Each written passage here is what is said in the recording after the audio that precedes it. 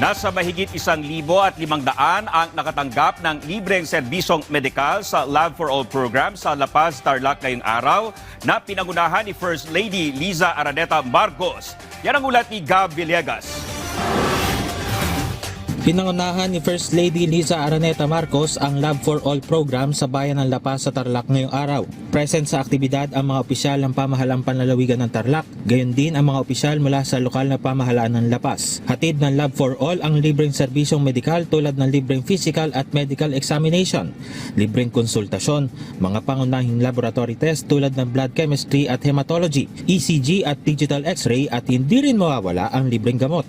Sa kanyang talumpati, sinabi ng unang ginang na malaking bagay ang naitutulong sa programa ng pribadong sektor. So nice to see the public sector and the private sector work hand in hand. Nagbigay rin ang isang non-government organization ng isang mobile van na mayroong mga medical equipment. Labis naman ang pasasalamat ni La Paz Mayor Venustiano Jordan sa pagbisita ng unang ginang sa kanilang bayan. Nakakagalak pong makita na unti-unti nang nakikilala ang aming bayan La Paz. Na ang La Paz ay napapansin na ng nakararami sa mga programang pambansa. The Lab for All program reflects compassion and genuine public service, bringing quality healthcare and laboratory services closer to the people. Si Tatay Jorge na 9 na taon nagdadialysis, pumila para makakuha ng tulong mula sa DSWD. Ayon sa kanya, malaking tulong ang Lab for All sa kanyang pagpapagamot. Malaki po. Kahit na hindi siguro kwentahin, malaking bagay. Malaking bagay talaga. Kasi hindi pa isang problema. Dito may libre na.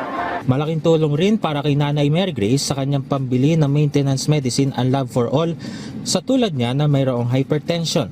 Ay, malaking bagay po, sir, kasi imbis na ibibili mo pa ng ibibili mo na lang ng pagkain, yung gamot libre na.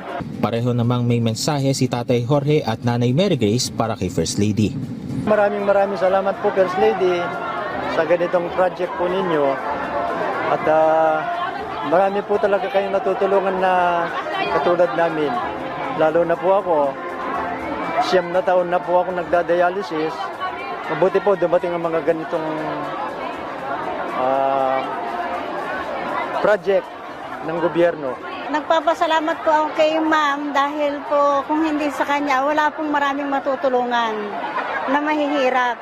Kasi po lahat po dito, lahat po talaga nangangailangan sa tulong niya, lalo na po yung mga nagpapa-blood chem, yung mga nagpapa-CT scan, yung mga ganon.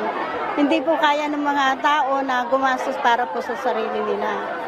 Kaya yung pong bigay po ni ma'am sa amin na PhilHealth na tulong, malaking bagay po sa aming lapasen.